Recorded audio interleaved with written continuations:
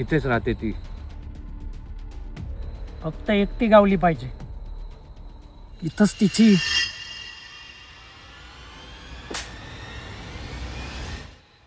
माझा अपमान करते काय? सकाळी फक्त चैन ओढली असती, आता पूर्ण घरचे दागिनेच गायब करू. पण ती जो ओरडली तर पूर्ण गाव जमा होईल. गावाला कळायला तिचा आवाज काय वरा तिचा डीजे का? चल.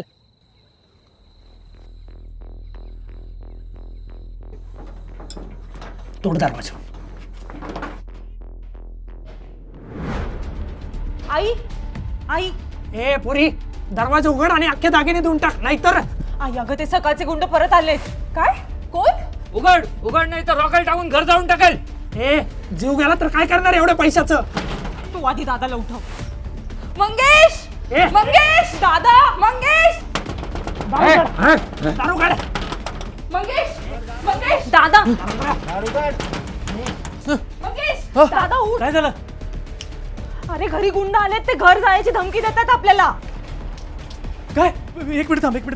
अरे नाला काही काय बे का फोन हातात घ्यायची. अगं मी ग्राम सुरक्षा यंत्रणेला फोन करतोय, ते 5 मिनिटाच्यात मदत पाठवतील आपल्याला. 2च मिनिटं थांब. ग्राम सुरक्षा यंत्रणेत आपले स्वागत आहे. कृपया आपला संदेश बीप नंतर रेकॉर्ड करा.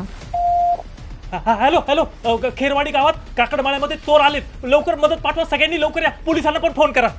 5 मिनिटाच्यात मदत येईल आपल्याला. तुम्ही काळजी करू नका, मी आहे, घाबरू नका.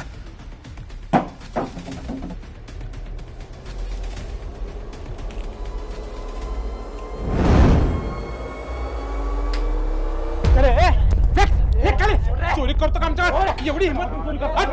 पकडा त्यांना, पकडा. अगं बाई हे सगळे इथे कसे काय आले? तुम्ही काळजी करू नका, पोलीस पण येत आहे. अगं मी मागाशी नाही का कॉल केला होता ग्राम सुरक्षा यंत्रणेला. चोरी असू दे, अपघात असू दे, नाही तर मेडिकल इमर्जन्सी किंवा वन्य प्राण्यांचा हल्ला, ग्राम सुरक्षा यंत्रणा सदैव आपल्यासाठी तत्पर असते. ह्याचे किती तिघ? हो. जाधव पांडे ताब्यात घ्या यांना. बरं झालं तुम्ही वेळेवर फोन केला. काही काळजी करू नका. गाडी टाका त्यांना.